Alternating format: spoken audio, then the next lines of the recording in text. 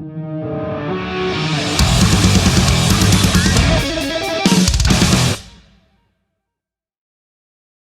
don't put on makeup every day, but I can't be seen by handsome foreign people without makeup on. So that's not really. it's because you're handsome and I saw you. Sheesh. I'll take that for me looking like I do this morning. I didn't put mine on in. Yeah, yeah. You're Oh, fine. hey, it's you know what? It's an honor to have you on the show, Donita. Oh, thank you. Yeah, like I've heard nothing but awesome things about you, and I'll be honest, I was a little nervous about talking to you because Ah, it's a bit of a throwback to when I was a young lad in high school. So I was very excited to talk to you. Here it is. Here's the day. Awesome. this is the day, and I'm sorry if you're terrified or were Oh, terrified as a young man, but I'm actually not so terrible. But you are not. No, I'm not. I'm not. you are I not can't. at all. I've heard nothing but amazing things, but I Ah, think it's because your career is so incredible. It's kind of intimidating how massive it is. Like you've just done so much stuff, and it's like, where do you even start? That's I the don't thing. know, but listen, it's I think people, we have done a lot of cool stuff, but we stalled out for many years because we were on a indefinite hiatus for many years because nobody, you know what I mean? It's like your career goes through peaks and valleys, and it's like we were in a valley for many, many years. So it's kind of like we're at another peak right now. So we're very grateful for that. And coming to Australia just kind of proves the point that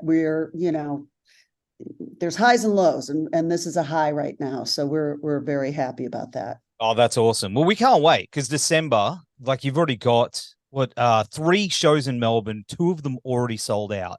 I mean, that is an amazing sign that Australia loves L7 and always has. Yeah, we've always been well received in Australia, and I think Australian likes rock a lot. It's like Yes. you guys appreciate rock and roll, and it can be fancy or really stripped down, and but there's a high appreciation for it in Australia. And you guys have, I mean, last time I was there, I guess in 2016, I think you guys still had like music video programming going on. Are those shows still on? Like, Oh, not really. oh, they aren't. Oh, that you guys were one of the holdouts. I Yeah. Last time we were down there, I was like, oh my God, there's actually music video programming down here, which I thought was really, really cool because we don't have that in the States anymore, which is Oh, I guess no, that's not true. We got Rage. Sorry, we do. We have got okay. Rage, but There you go. it's not the same as what it used to be. Let me just say. Is that on once a week, or when is that Yeah, on? it's on the weekends on ABC. I keep forgetting that it's actually on because I Yeah. don't watch TV. So that was my bad. Maybe I'm gonna have the Rage people knocking at my door, but they don't play Well, my you videos know anyway. what? They may not be, listen, the rage people may not be knocking at your door, but maybe they'll be knocking at my door because I'm so excited that they have a show on so that's really cool. That's probably what I was referring to and thinking about last time I was there. Well, that's the thing. That's where I first saw you. Really, was on Rage.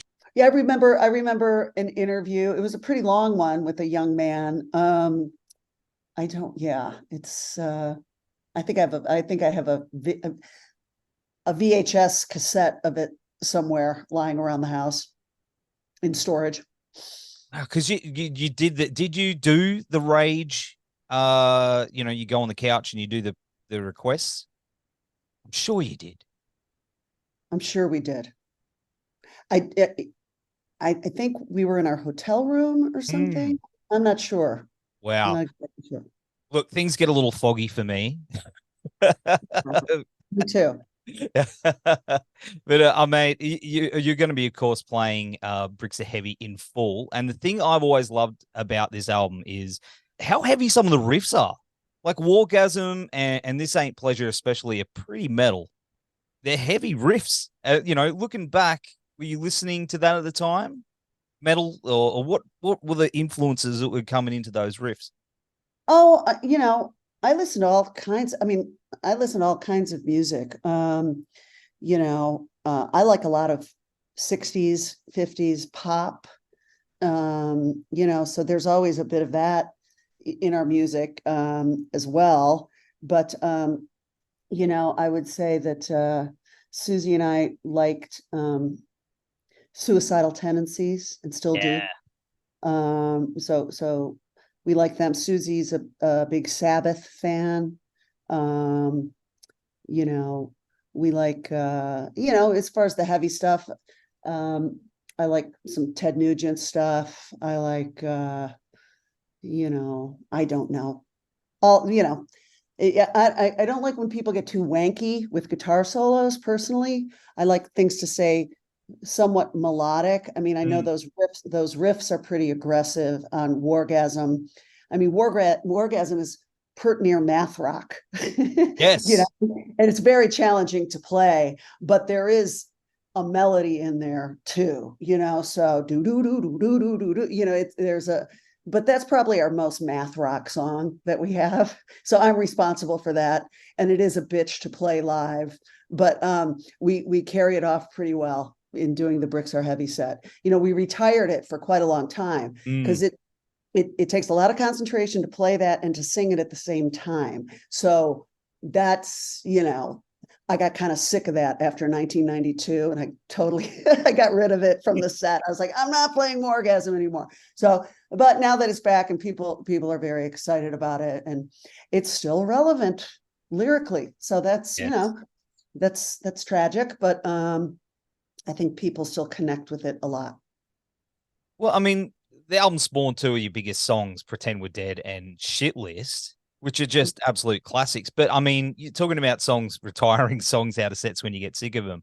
You know, both of those, has there been a time where you're like, I just can't play them anymore because it just played them to death, even though the fans love them? Yeah, I mean, I never got sick of playing Shit List just because it's such an emotionally cathartic song. I Yeah. mean, I could be singing about the world. I could be singing about my roadie. I could be singing about, my bandmate, or, the president of the United States. It's like, anybody could be, bearing the brunt of my emotional shit list when I'm singing that. So, and I feel like the audience always is responding to it in their own personal way as well.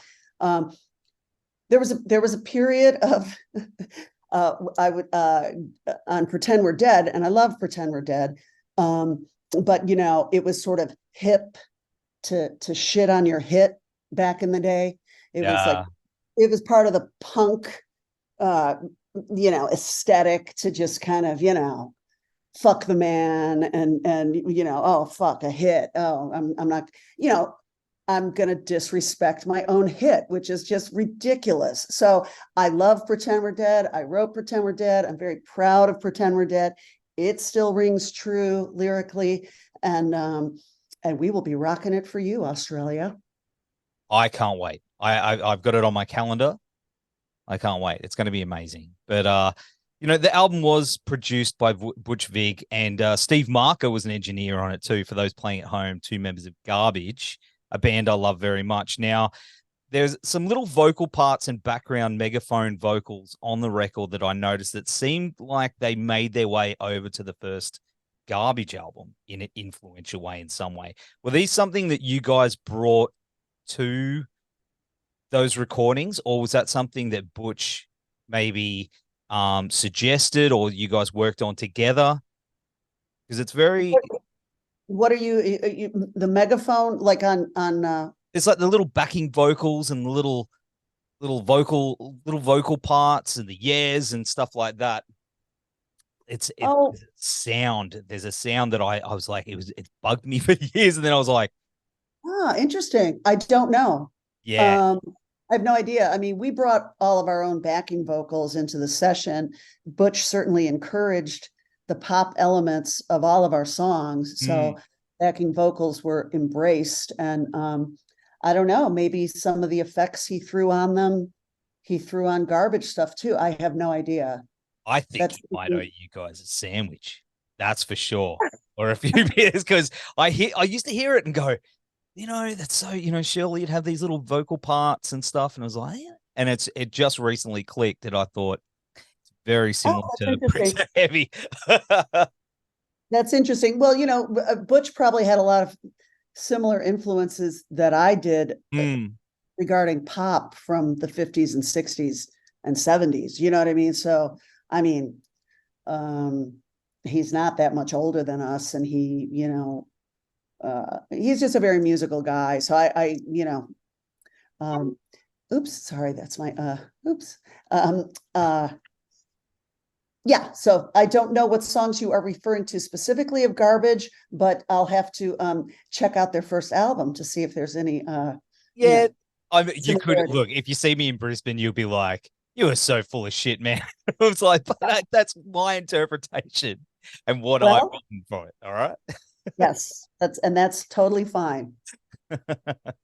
But you've influenced so many bands, and it's cool to see those bands and even athletes as well, like skateboarders and representing L7. It's passing that torch forward, and it's so amazing. How do you feel when you see bands coming out wearing L7 stuff, especially like Coachella and festivals like that?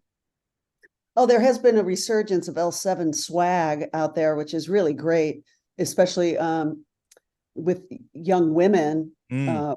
wearing some of our shirts, young guys too, of course, but that's really been fun to see that.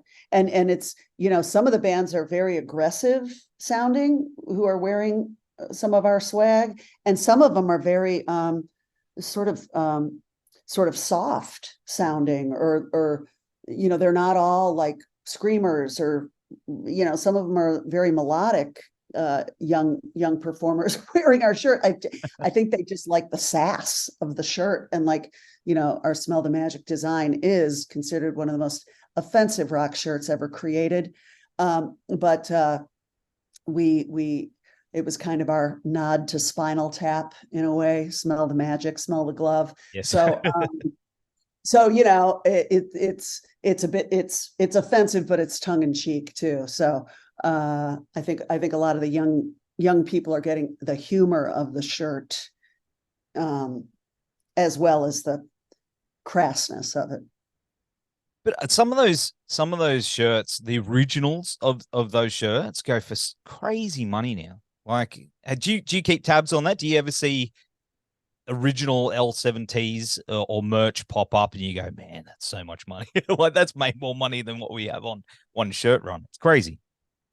Yeah, I've seen some of the vintage stuff pop up. It